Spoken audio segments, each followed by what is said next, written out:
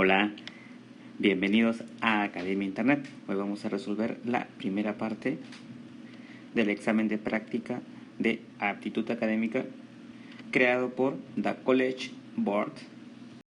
Antes de empezar cualquier examen, y esto como recomendación general, lo primero que tienes que hacer es tomarte un tiempo para leer las instrucciones. Así sea que las hayas repasado con anterioridad. Bien, esta primera parte de aptitud académica trata sobre el capítulo de razonamiento verbal. Y dentro del razonamiento verbal podemos encontrar ejercicios como estos, que son de oraciones incompletas.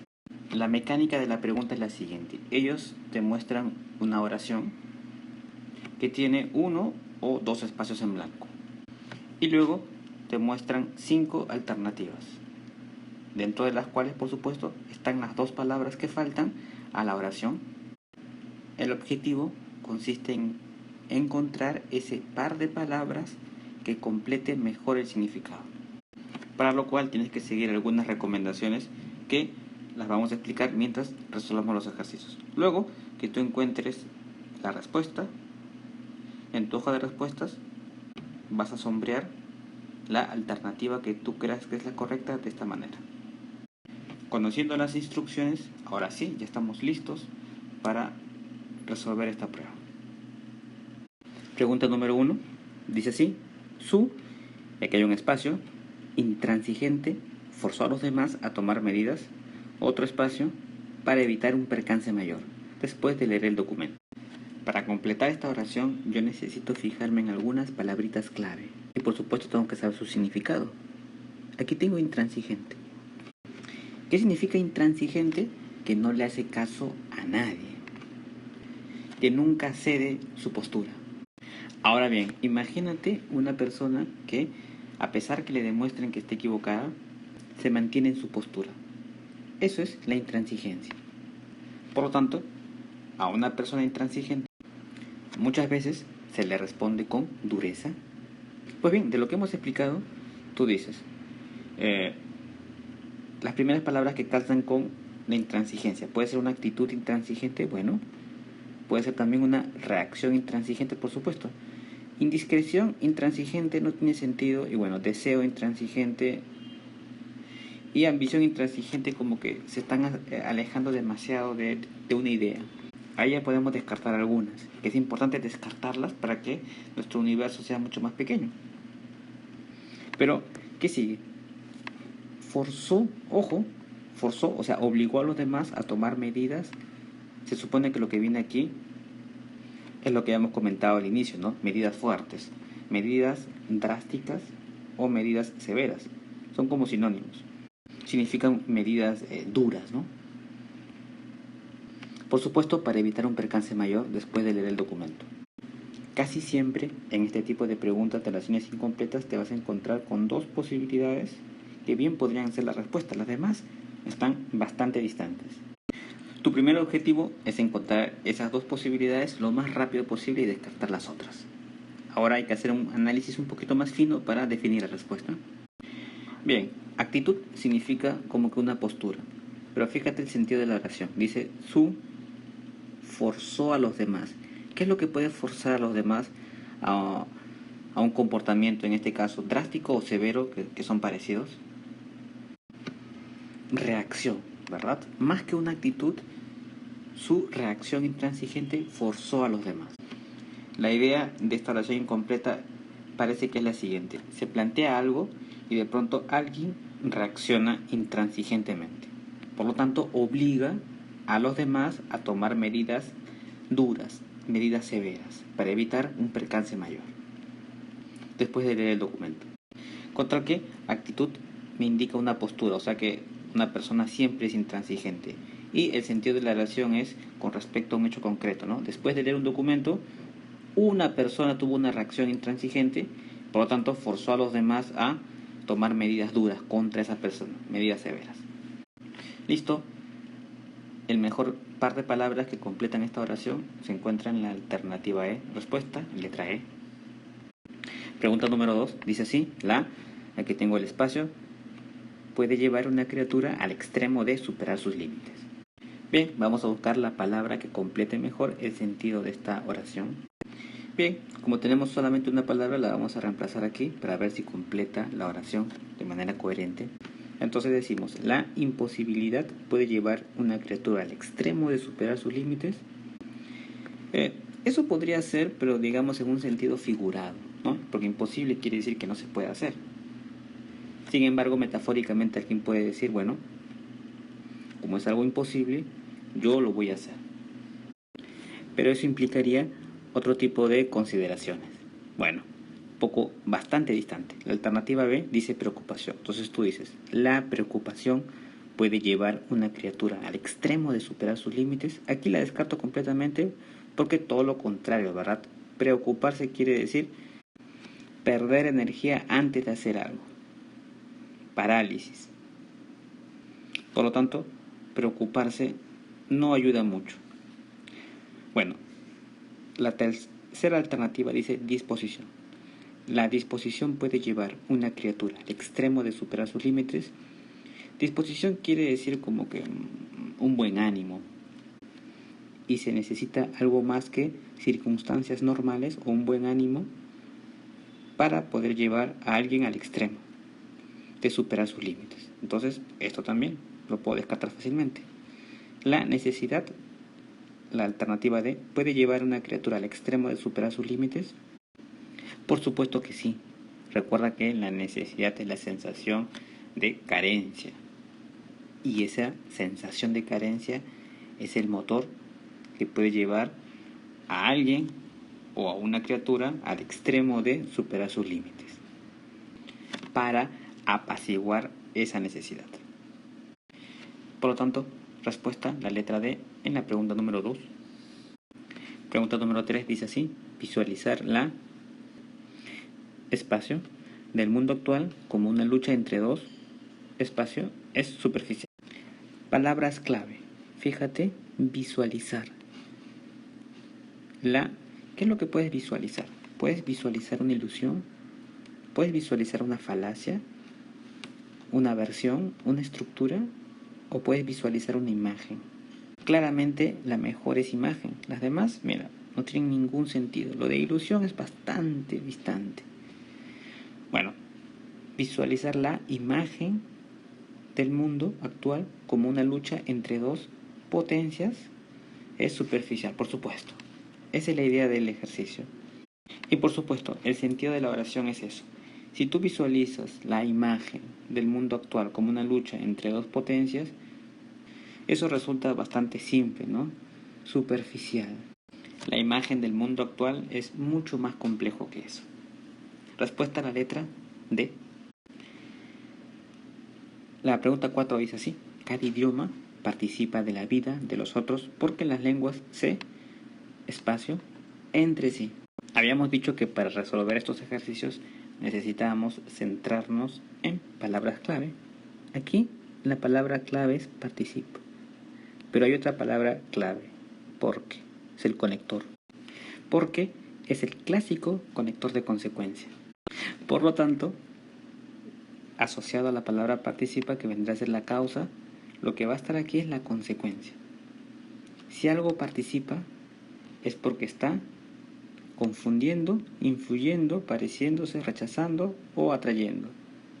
La mejor definitivamente es influyendo. Y claro, esa es la consecuencia de participar. Dice, cada idioma participa de la vida de los otros, porque las lenguas se influyen entre sí. La alternativa B completa mejor el sentido de la oración. Y lo descubrimos con las palabritas clave. Esto de participa y por supuesto este porque, que es un conector de consecuencias. A causa de esto, busco la consecuencia. ¿Listo? Respuesta a la letra B. La pregunta número 5 dice así: con la máscara puesta bueno, aquí viene el primer espacio, al espejo y por fin, otro espacio, un reflejo inteligente. Aquí, ¿cuál es tu palabrita clave? Yo creo que es esta, al espejo. Y la otra palabra clave vendría a ser por fin, que es otro conector. Pero de cierre, así le llaman, ¿no? Un conector de finalización, ¿no? Su nombre lo dice todo, y por fin, y finalmente.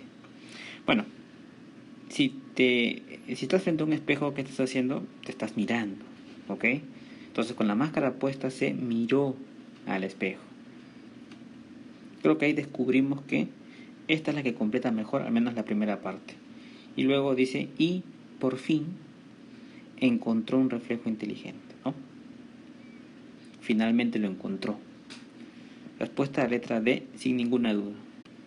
Las demás pueda que tengan algún sentido, sin embargo es evidente que si tú estás frente a un espejo con la máscara puesta, pues tienes que mirarte. Es lo más lógico e inmediato. Pregunta número 6 dice así: ciertas, espacio, se consideran indicadores importantes de la inteligencia avanzada. Buena memoria, conciencia de sí mismo y creatividad. Bien, para este ejercicio, fíjate que estos dos puntitos me están indicando que lo que va a ir en este espacio en blanco es lo que quiere decir buena memoria, conciencia de sí mismo y creatividad.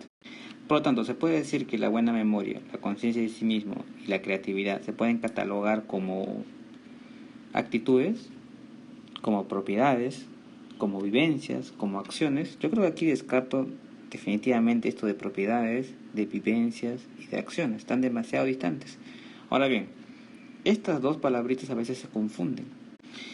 Pues bien, tenemos que tener las cosas claras. Actitud es simplemente una manera de comportarse. Contar que aptitud es como una capacidad, una cualidad. Eso es. Entonces, tú dices, ciertas capacidades se consideran indicadores importantes de la inteligencia avanzada. Claro, y aquí las están nombrando: buena memoria, conciencia de sí mismo y creatividad. Estos que están aquí son capacidades, son cualidades. Por lo tanto, respuesta de la letra D. Mientras que actitud, como habíamos mencionado, simplemente es un modo de comportarse. Respuesta letra D. Ejercicio número 7 dice así: muchos jefes suelen a sus subalternos, pero pocos delegan en asuntos importantes. Aquí la palabra clave y descollante es este conector. Atentos a los conectores, ya hemos mencionado varios, pero es un conector de oposición. Y cuando tú ves un pero en una oración, simplemente lo que va a señalar es una relación de contraste. Te pongo un ejemplo. A veces las personas suelen decir: yo soy bueno, pero... no, a veces me porto mal. Ahí se aprecia el contraste. Aquí es aún más evidente porque me dice muchos jefes y luego me dicen pero pocos. ¿Ok? Ahí ves claramente la oposición. Analicemos las alternativas. La alternativa A dice adular. Muchos jefes suelen adular a sus subalternos, pero pocos delegan control. Bueno, adular no tiene nada que ver con control. Adular quiere decir alabar a una persona, ¿verdad? De manera exagerada. Y no por eso le vas a dar control o le vas a negar el control. En todo caso es muy distante. Bueno, la siguiente. Muchos jefes suelen ignorar a sus subalternos, pero pocos delegan responsabilidades. Aquí no hay contraste. ¿Por qué no hay contraste? Porque si los ignoran, ¿por qué les van a dar responsabilidades? La C. Muchos jefes suelen reconocer a sus subalternos, pero pocos delegan autoridad en asuntos importantes. Esta cumple perfectamente con lo que hayamos explicado. ¿Sí? Ahí tenemos una relación de oposición, ¿verdad? Porque si muchos jefes suelen reconocer a sus subalternos, la consecuencia de eso sería que les deleguen autoridad. Pero aquí precisamente utilizan el conector para llamar la atención a ese detalle, que son pocos los que les dan autoridad. Y bueno, los demás no tienen que ver. Por ejemplo, aquí me dice que menosprecian. Si menosprecian, por supuesto que no les van a dar participación. Respuesta a la letra C. No olvidar el detalle del conector de oposición, pero ¿listo? Pregunta número 8. Su representó un para poder llevar a cabo en un corto tiempo las tareas que le fueron requeridas. Aquí nos fijamos en esta palabra clave, representó. Esto quiere decir que la palabra que está aquí es la causa de esta otra que vendrá a ser la consecuencia. Por eso dice representó. Y la consecuencia para poder llevar a cabo las tareas que le fueron requeridas. Entonces vamos a buscar esa idea en las alternativas. La primera me dicen su fortaleza, representó un impedimento, fortaleza e impedimento. No tienen esa relación de causa-efecto, ¿verdad? Fragilidad, obstáculo, por supuesto. Su fragilidad representó un obstáculo. La causa de ese obstáculo, por supuesto, es su fragilidad. Rapidez, escollo, no, todo lo contrario. Su rapidez no puede representar un escollo. Y la intranquilidad no puede representar un apoyo, es todo lo contrario. Y por supuesto la entrega no puede representar un desacierto. Es un acierto en todo caso.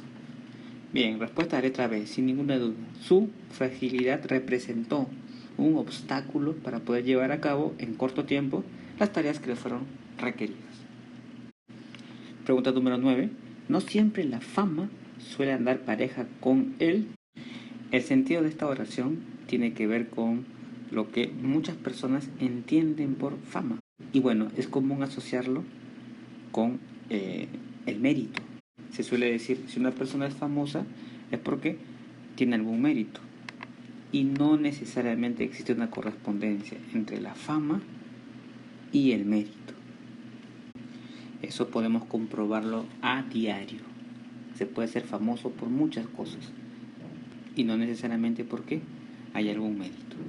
Listo, respuesta a letra B. Pregunta número 10. El heroísmo de los bomberos contribuyó a salvar algunos sectores aislados, pero en otros la seguía en aumento. Yo sé lo que estás pensando, marcaste esta. ¿Por qué? Porque ya sabes que es un conector de oposición. Me va a señalar un contraste. ¿Contraste entre quiénes? Entre la primera parte de esta oración, ¿verdad? Dice, el heroísmo de los bomberos contribuyó a salvar, algunos sectores. Pero en otros quiere decir que no los salvó, ¿no? Eso es lo que quiere decir, ¿no? Contribuyó a salvar algunos sectores, pero otros no fueron salvados. Esa idea tiene que estar aquí. Tú dices, entonces, pero en otros puede ser destrucción. Podría ser. La confusión, no, porque me está hablando de bomberos. Tiene que ver con un incendio, ¿no? Claro. Conflagración. Suponte que no sepas lo que significa conflagración. Algarabía. No, algarabía es felicidad. Nada que ver. Tempestad, no. Tendríamos como que dos. Pero bueno, está cantado la palabra que debe ir aquí, ¿verdad? Si me hablan de bomberos, y luego me dicen que el heroísmo de los bomberos contribuyó a salvar a algunos sectores aislados, pero en otros se supone que lo que debe decir aquí es el incendio, ¿verdad? O el fuego sigue en aumento. Y bueno, eso es conflagración, que significa un incendio. Yo sé, también significa guerra, ¿verdad? Bueno, resulta que las palabras tienen varias acepciones. Y una de las acepciones de conflagración es también incendio. Por lo tanto, esa es la respuesta. Destrucción también completa la idea, pero mucho mejor. Yo diría que de una manera exacta, la letra C es la que completa el sentido. Ahora entramos a la parte de lecturas. Las instrucciones nos dicen que nos van a entregar una lectura, que obviamente tenemos que leerla, y luego nos van a hacer preguntas, de acuerdo, por supuesto, a la lectura. Nosotros tenemos que seleccionar la mejor respuesta para cada ejercicio. Ojo, que para los textos hay como que dos clases de preguntas, y en las instrucciones está claro. Dice, conteste a base de lo que el texto afirma o implica. Esto va a quedar mucho más claro cuando resolvamos las preguntas. Cuando el texto afirma, quiere decir que la respuesta la encontramos dentro del mismo texto. Cuando digo dentro, quiere decir expresamente. Pero cuando dice implica, quiere decir que no está expreso, sino que yo lo tengo que deducir. Reconozco cuando en la pregunta me dicen se infiere del texto. Infiere quiere decir se deduce. Por lo tanto, es algo que no está expreso, sin embargo se deduce fácilmente. Vamos a ver. Me dicen que los ejercicios del 11 al 15 se basan en la siguiente lectura. Por supuesto, tú tienes tu cuadernillo y tienes que leer.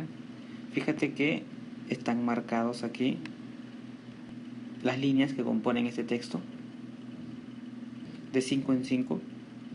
Y bueno, en esta parte en cursiva está como que la idea central del texto que te quieren mostrar. Dice, en la siguiente lectura se exponen los distintos cambios que a través de los años ha experimentado un pueblo amazónico. Luego de leer te das cuenta que el pueblo amazónico es Manaos. Están hablando de Manaos, que le llaman capital de la Amazonía brasileña. Bien, vamos a responder las preguntas. Por supuesto, tú tienes que leer con calma, una lectura rápida, y así te formas una idea. Luego vamos a darle respuesta. Dice la pregunta número 11. La palabra vetusta se encuentra en la línea 13, significa... No es necesario que tú sepas el significado de la palabra vetusta, lo vamos a encontrar del mismo texto. ¿Dónde está el 13? Aquí es 10, 11, 12, aquí estoy 13, entonces, ahí está vetusta. Leamos la oración que contiene la palabra vetusta para entender su significado. Dice así: los primeros humanos se establecieron como mucho hace 20.000 años, una migaja de tiempo para la vetusta selva. Y creo que ya nos hacemos una idea, nos están hablando de tiempo. Nos dicen que los humanos se establecieron hace 20.000 años y eso no significa nada para la vetusta, será la tropical, la amplia o la antigua. Para la antigua selva. Esto se complementa aún más porque si tú has leído el texto, fíjate lo que mencionan aquí. La selva es como es desde hace unos 60 millones de años. Entonces, 60 millones de años, si tú le contrapones 20.000 desde que aparecieron o se establecieron los seres humanos, pues representa, como dice el texto, una migaja para la vetusta, para la antigua selva. Queda claro, por lo tanto, el significado de la palabra vetusta en este contexto. La palabra vetusta significa antigua. Respuesta C. La pregunta número 12 dice así, de la expresión: esto es una sucursal tropical de Nueva York, línea 23, se infiere que... Bien, nos dan la instrucción de que esto se encuentra en la línea 23. La línea 23 está aquí. Esto es una sucursal tropical de Nueva York, la Gran Manzana. Ahora, fíjate que me han dicho se infiere. Se infiere quiere decir se deduce. O sea, la respuesta no va a estar expresa en el texto, sino, como la misma pregunta lo requiere, la vamos a deducir. Para llegar a una buena deducción, vamos a remontarnos desde aquí, ¿qué te parece? Hasta acá. Ojo, lo marco otro color. Por supuesto que tú has leído el texto y sabes que están hablándote de la ciudad de Manaos. Me dicen que es tan biodiversa como la propia selva, solo que en versión humana. En los cargadores, pescadores, pasajeros, cocineros que se mueven por el puerto hay genes indios, africanos, asiáticos y europeos. En palabras de un turista, esto es una sucursal tropical de Nueva York, la Gran Manzana. El texto no lo dice, pero se puede concluir que Manaos ha devenido en una gran ciudad. Ahí está. Eso es lo que podemos deducir. Por eso hacen la comparación con el Nueva York.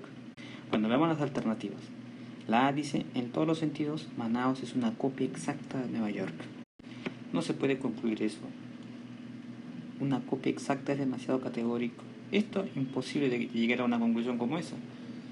La forma de vida en Nueva York se extendió hasta Manaos. Se extendió. Tampoco podemos concluir del texto. En el mismo texto me hablan de los orígenes y no mencionan para nada Nueva York. ¿Manaos se inspiró en Nueva York para lograr su desarrollo? Por supuesto que no. ¿Manaos se ha convertido en una metrópolis? Sí, una gran ciudad. Eso es lo que significa. Esto es lo que significa metrópoli, una ciudad importante, una ciudad lo que se denomina cabeza del Estado. Requisitos: que tenga una gran extensión, muchos habitantes y que haya una gran diversidad. Bueno, la última alternativa, ambas regiones fueron selvas tropicales en sus orígenes. No se puede concluir eso, porque en la lectura no me están hablando de los orígenes de Nueva York. Bien, respuesta a la letra D. Bien, fíjate en la respuesta que me hablan de metrópolis y en ningún momento en el texto aparece la palabra metrópolis. Por eso yo te decía que cuando me dicen se infiere, estás deduciendo algo que no está expreso, pero que se puede concluir fácilmente. Bien, pasemos a la siguiente. Pregunta 13, dice así: según la lectura, se infiere que el propósito oculto de los cazaturistas y las campañas de antideforestación incumplidas es... En esta pregunta me hablan de cazaturistas y de campañas de antideforestación. Así es que vamos a ubicar esas palabras. Ahí está. Y vamos a leer para llegar a la mejor deducción. Empezamos desde aquí, ¿ok? Dice: solo los indios que viven en la ciudad piensan en los indios, y solo los cazaturistas que venden excursiones organizadas recuerdan que esta es la puerta de la selva. La rutina del día a día se impone. El puerto de Manaos no es el lugar más seguro de noche. Pasan niños recogiendo latas vacías de refresco. Su problema inmediato no es la deforestación. Será cuestión de escalas. Tal vez solo desde lejos se vea la Amazonía como una gran mancha verde. Tal vez el verde de cerca esté formado por tantos colores como actores hay en la selva. Están los indios y los madereros, rancheros y mineros que invaden las tierras de los indios. Y el gobierno, que un día lanza campañas antideforestación y al otro abre más carreteras que atraen a más madereros, rancheros y mineros. ¿Cómo combinar una paleta tan compleja con la protección de una selva que desde los 90 pierde cada año una extensión comparable a casi un cuarto de la península ibérica? Aquí está claro, ¿verdad?, el propósito oculto de los cazaturistas y las campañas de antideforestación. ¿Por qué? Aquí dice que y el gobierno que un día lanza campañas antideforestación y al otro abre más carreteras que atraen a ¿quién? A los madereros, rancheros y mineros. ¿Y estos qué hacen? Invaden las tierras de los indios. ¿Eso qué significa? Explotación, ¿verdad? De los mineros, de los madereros, los rancheros hacia los indios. ¿Y qué hay con los cazaturistas? Y solo los cazaturistas que venden excursiones organizadas recuerdan que esta es la puerta de la selva, pero solo cuando venden sus excursiones organizadas. Eso quiere decir lucro. Solo les interesa el lucro. Entonces, según la lectura se infiere que el propósito oculto de los cazaturistas y las campañas de antideforestación incumplidas representan el lucro y la explotación. Queda clarísimo, ¿verdad? A los cazaturistas solamente les interesa el dinero. Y bueno, detrás de las campañas de antideforestación que no se cumplen, sin embargo, lo que sí cumple el gobierno es que abre carreteras para allanarles el camino a los madereros, rancheros y mineros que invaden el terreno de los indios. ¿Listo? Respuesta, la letra A. Pregunta número 14 dice así: de la lectura se infiere que el Amazonas dejó de ser una selva tropical para convertirse en... Esta pregunta es interesante porque aquí me están hablando de Manaos, ¿verdad? Y luego me dicen que el Amazonas dejó de ser una selva tropical. Así es que vamos a recurrir a nuestro texto para encontrar una buena deducción. Fíjate esto que está aquí. Si a un europeo le dicen Amazonas, responde rápido: selva, deforestación, indios. Y en Manaos, capital de la Amazonía brasileña, le mirarían con la cara que pone un gallego al turista que le pide que baile flamenco. ¿Esto qué quiere decir? Que pone una cara de extrañeza, ¿verdad? de cosa rara, porque el flamenco se baila en una ciudad de España que es Andalucía, y bueno, el gallego es de otra zona, de otra región, la región de Galicia. Por eso pondría una cara de extrañeza. Con esto podemos deducir, por ejemplo, que el autor de este artículo es español, ¿no? No nos desviemos del tema. Lo que nos quieren decir es que el Amazonas ya no es más una selva. Bueno, en este caso Manaos, pero Manaos es la capital de la Amazonía. Y lo que apreciamos en Manaos, una metrópoli, una gran ciudad, es un horizonte urbano. Pregunta número 15 dice así: según la lectura, se infiere que Manaos dejó de ser una selva tropical debido a la... Muy bien, esa respuesta la vamos a encontrar por acá. Fíjate lo que dice. Aquí se hace lo que en cualquier ciudad. Se refieren por aquí a Manaos, ¿verdad? Formar atascos de tráfico, ir a la universidad, comprar en grandes supermercados. ¿Eso qué idea te da? Recuerda que vamos a deducir. Eso te da una idea de modernidad. Eso se hace en cualquier ciudad del mundo. Moderna, por supuesto. Los jóvenes van a la universidad, se compran en grandes supermercados y se forman atascos de tráfico. Por lo tanto, según la lectura, se deduce, se infiere que Manaos dejó de ser una selva tropical debido a la modernización. Respuesta para la 15, la letra B. Bien, para responder desde la pregunta 16 hasta la pregunta 19 necesitamos dos lecturas, la lectura A y la lectura B. Por supuesto tenemos que leerlas. Yo te adelanto que ambas lecturas, como lo mencionan aquí, evalúan diversos aspectos del periodismo. En ambas lecturas se hace una crítica al periodismo contemporáneo, en el caso de la lectura A, y al periodismo actual, en el caso de la lectura B. La lectura A hace un contraste entre el periodismo del siglo XIX con respecto al siglo XX. Y bueno, la lectura B se centra básicamente en los intereses comerciales del periodismo actual. Bien, vamos a responder las preguntas. La pregunta 16 dice así: de acuerdo con la lectura A, los escritores del siglo XIX que publicaban en los periódicos eran éticos, mientras que los del siglo XX son... La respuesta a esta pregunta la voy a encontrar en este párrafo, pero nosotros vamos a empezar a leer desde el párrafo 2. Fíjate que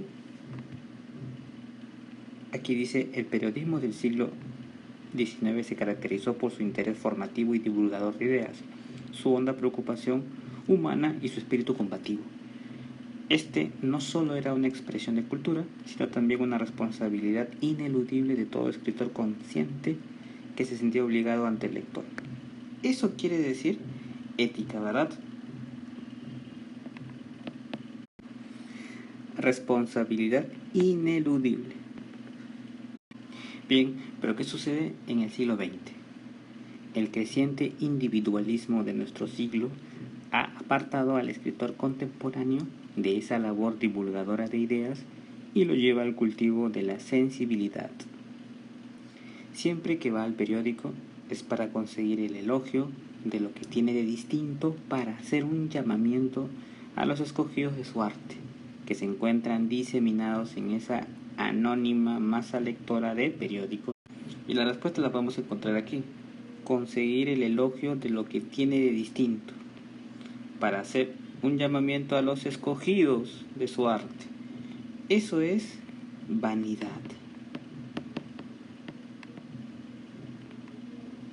Ajá.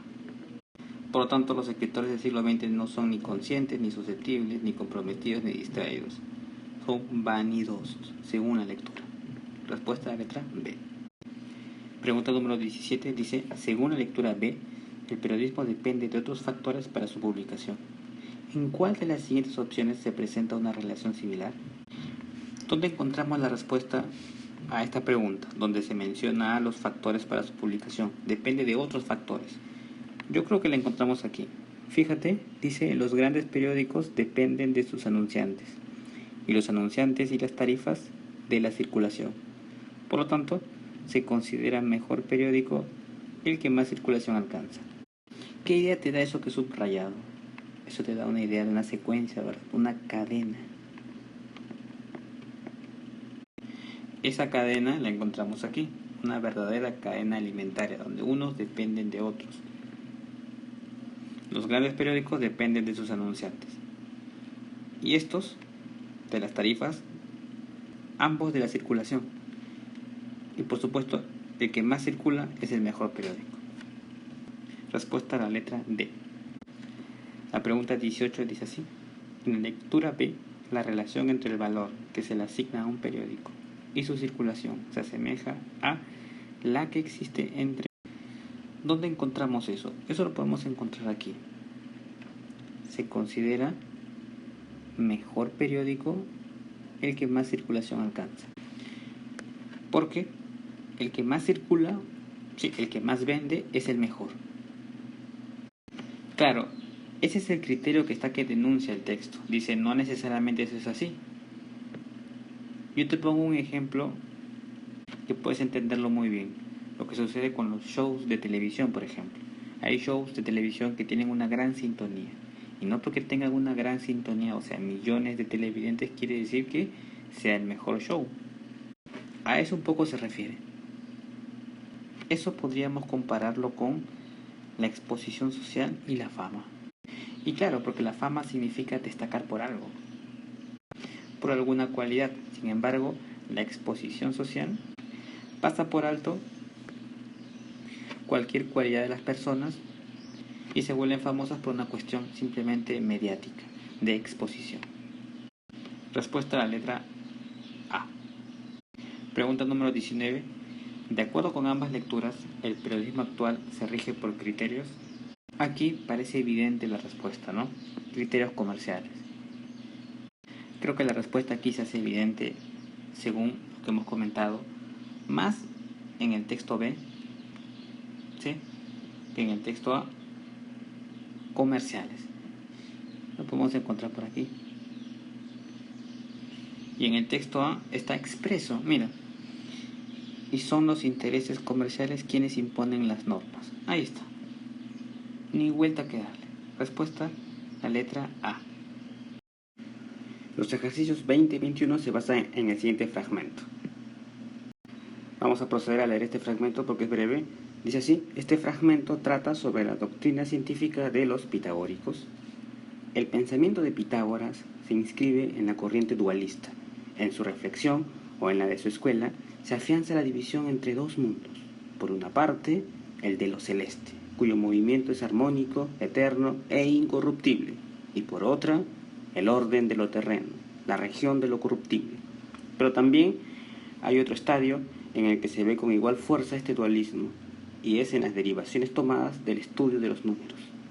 De este modo, en la tabla de las 10 oposiciones fundamentales, las 3 primeras son limitado, ilimitado, impar, par, uno, muchos.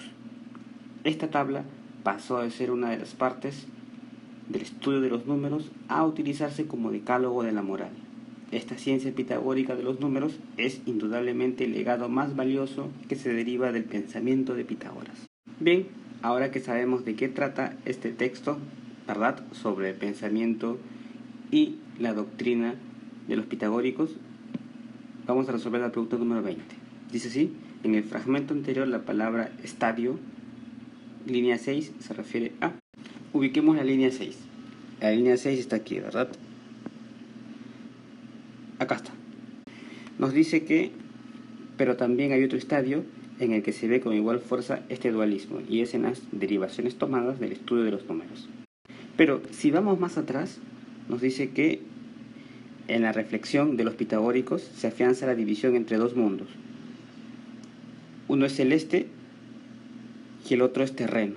Uno es perfecto, el otro por supuesto es imperfecto, corrupto. Y luego dice, pero también hay otro. Ajá. Pero otro que, como si fuese otra dimensión, ¿verdad? Otra dimensión del propio pensamiento pitagórico. Y así es como tenemos que verlo. Está evidente en el texto. Luego me dicen, se refiere a línea de pensamiento. Ya que en la línea de pensamiento de Pitágoras no solamente hace su reflexión dualista sobre la división entre los dos mundos, eso mismo lo encuentra también en los números, en el estudio de los números. Por lo tanto, la respuesta es la C. Pregunta número 21. De acuerdo con el fragmento anterior, podemos afirmar que el pensamiento pitagórico es esencialmente... Y bueno, me dicen de acuerdo con el fragmento anterior. Esto quiere decir que la respuesta está en el mismo fragmento.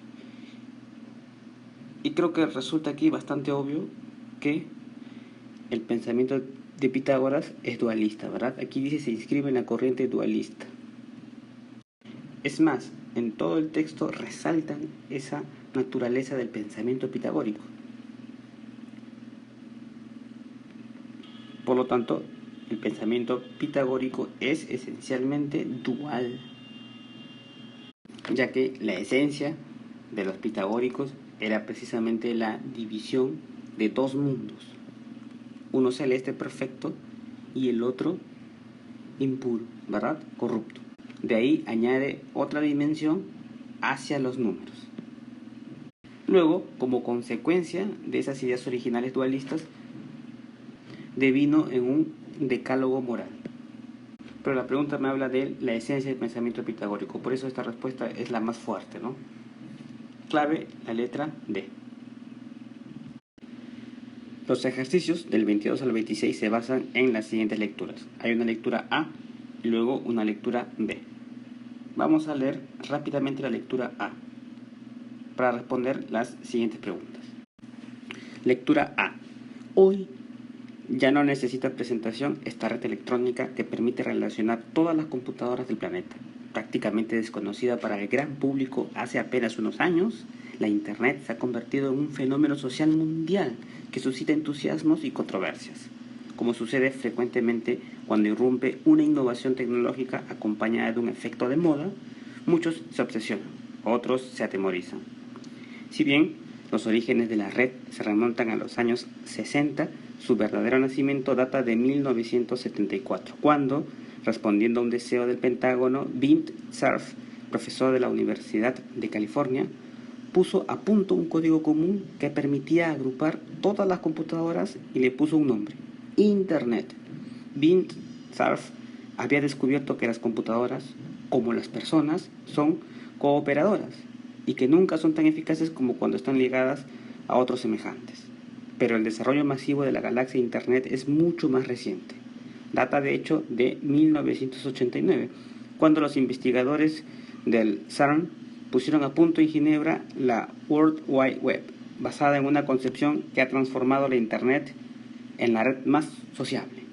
Gracias al web, el número de computadoras conectadas en el mundo se duplica cada año y el número de servidores de Internet cada 3 meses.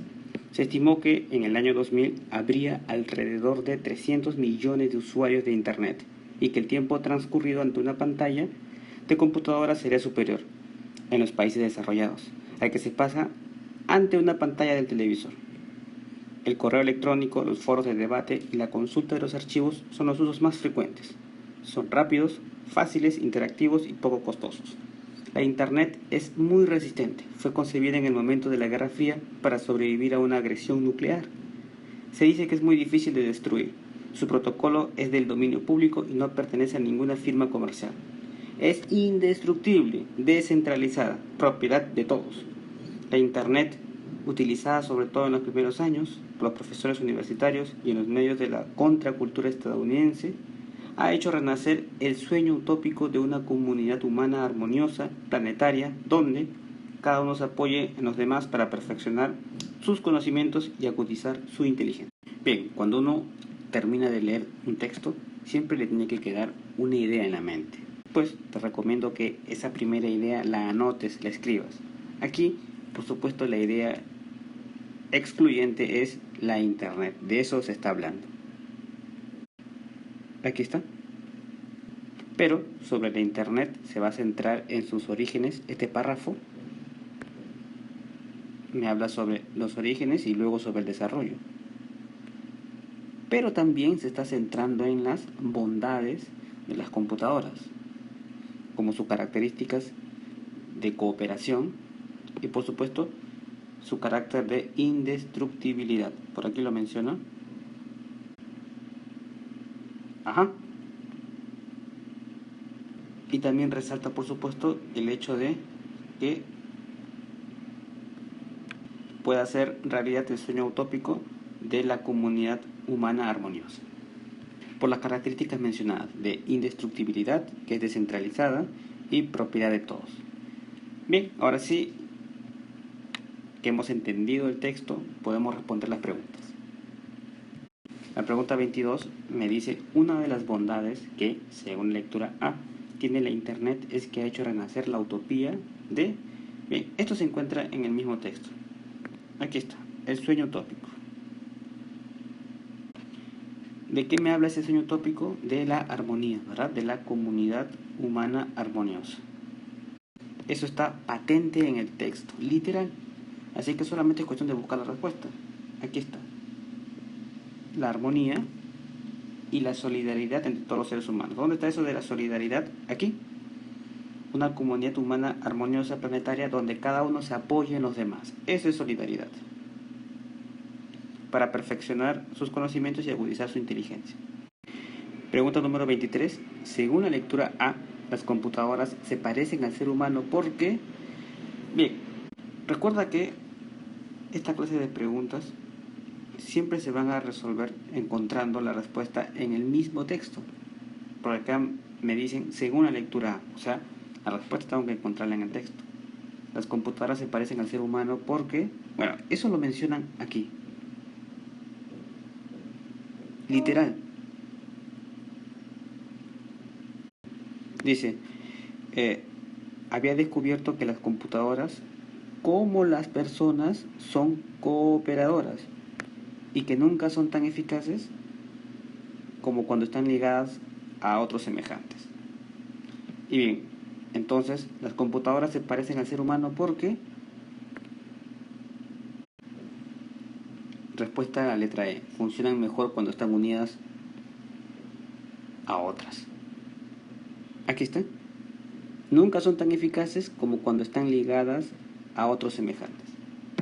Directo, sin quitar ni agregar nada. Las demás alternativas no tienen nada que ver. La letra A dice, muchas veces suscitan entusiasmos y controversias, nada que ver. Han tenido un desarrollo vertiginoso, menos se reproducen tan rápidamente como el ser humano. Nunca habla de eso en el texto. Está demostrado que se complementan automáticamente. El texto no menciona eso.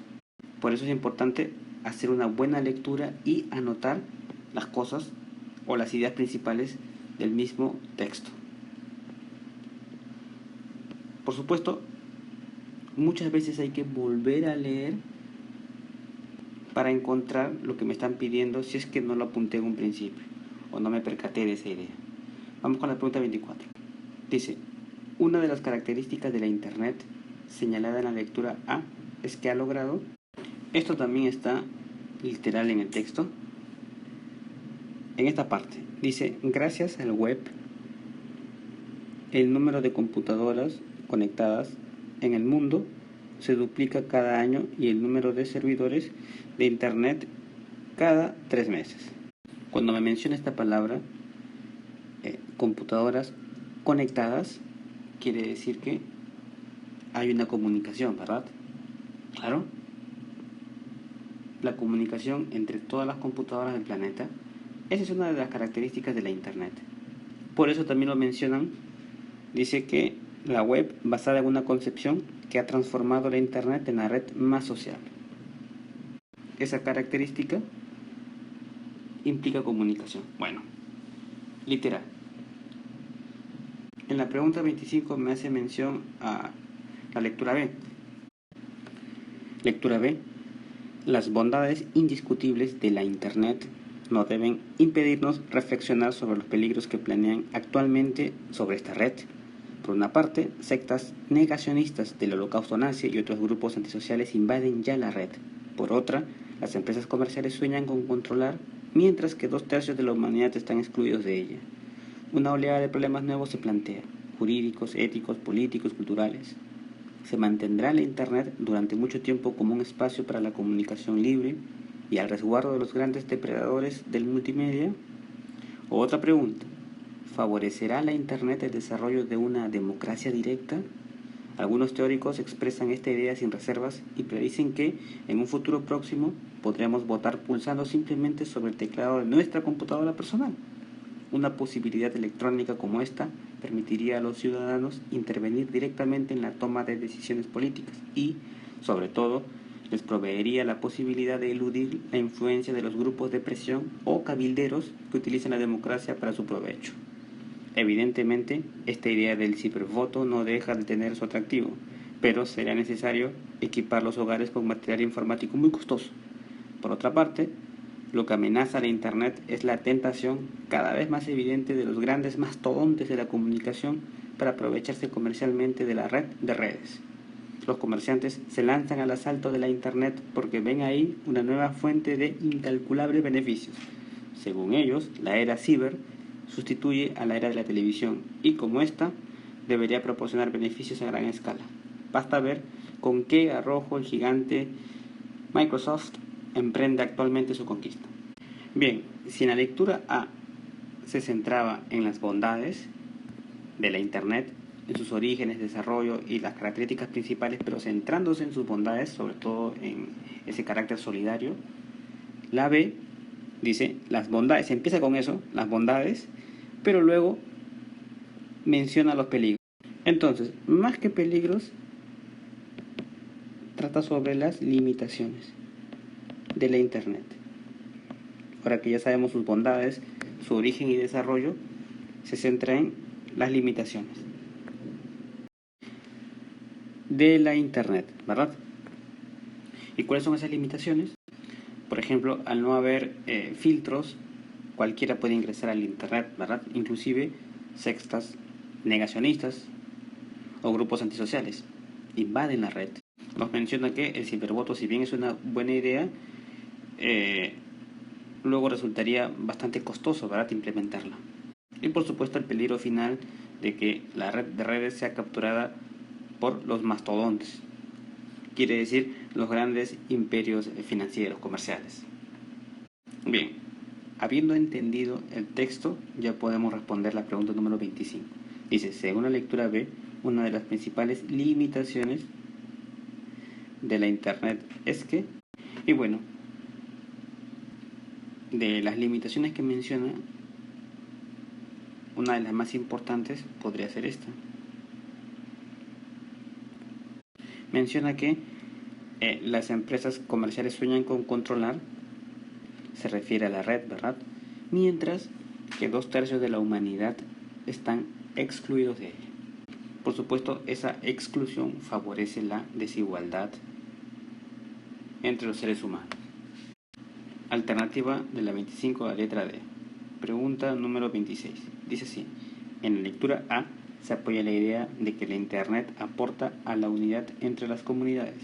En la B, esta idea C. Bueno, habíamos leído la lectura A y si bien ambas tienen como foco la Internet, la idea central en la lectura A es hablar sobre las bondades de la Internet, mientras que en la lectura B se centra en sus limitaciones. Dentro de las bondades y características de la Internet, la lectura A hace foco en la idea de unir a la humanidad como una comunidad utópica, solidaria. Mientras que la lectura B dice, sí, todo está muy bonito, pero para empezar, 2/3 están excluidos. ¿Ok? Lo dice. Y también hay muchos intereses comerciales. ¿Dónde están los mastodontes? Aquí está. Que quieren apoderarse de la Internet para beneficiarse solamente ellos, ¿no? Una minoría. Está clarísimo el contraste entre ambos. Bueno, ya podemos responder entonces ahora sí a la pregunta 26. Mientras uno apoya la idea de que la Internet aporta a la unidad, al sueño utópico de la solidaridad mundial, en la lectura B esta idea se combate, ¿verdad? Se ataca con argumentos sobre el control del medio por minorías privilegiadas. Las demás respuestas están demasiado distantes. Bien, clave, letra B para la pregunta 26. Las preguntas del 27 al 30 se basan en la siguiente lectura. Bueno, la lectura trata sobre el vino. Vamos a darle una lectura rápida. Los deliciosos vinos espumosos de Champagne, provincia francesa, son los más famosos del mundo y el resultado de una serie de operaciones y meticulosas manipulaciones. La única bebida que tiene el derecho de llamarse champaña es la que cumple con las reglas específicas de suelo, clima y de crecimiento de la uva en la mencionada región. Esta provincia se encuentra al noroeste de París. Es una planicie cuidadosamente cultivada en donde predominan las viñas de uvas blancas. Dichas uvas, por lo general, son más pequeñas y un poco más ácidas que las demás clases de uvas. Algunas personas piensan que estos vinos son solo para ocasiones muy especiales. En cambio, a otras personas les gusta tomarlos antes, durante y después de las comidas a cualquier hora del día. Quizás se deba a que sus burbujas producen un deleite inigualable a todos los paladares. Ahora bien, una vez que hemos terminado de leer el texto, tú te preguntas sobre qué nos están hablando. Si pudieras resumirlo en una palabra, sería espectacular. Definitivamente me están hablando de champaña, de la champaña. Vamos a poner aquí champaña. ¿Pero qué están rescatando de la champaña? La importancia que tiene en su elaboración el suelo, el clima, ¿verdad? Y sobre todo la uva, pero que crece en una determinada región. Ahí está. Eso es. Entonces, una bebida se llama champaña solo porque la uva, el clima y el suelo tienen determinadas características que le pertenecen a una región. Y gracias a esas características se obtiene el tradicional sabor. Bien, vamos a responder entonces las preguntas ahora sí. Me dicen, la palabra derecho en la línea 4 se refiere a... Aquí está la línea 4, entonces tenemos derecho. La única bebida que tiene el derecho de llamarse champaña es la que cumple con las reglas específicas de suelo, clima y de crecimiento de la uva en la mencionada región. Eso quiere decir un privilegio, más que oportunidad o capacidad, ¿verdad? Es el privilegio, ya que la champaña no es cualquier bebida, es una de las más famosas del mundo. Por lo tanto, es un privilegio llamarse así. Bueno, 27, respuesta a la A. Según la lectura, los requisitos para que un vino se denomine champaña son, y creo que está claro, ¿no? Acá está. Tiene que cumplir con estas reglas específicas del suelo, clima y de crecimiento de la uva en la mencionada región. Es un asunto de suelo, ¿verdad? De región. Tiene que ver con como habíamos anotado, suelo, clima y la uva, todo de la región.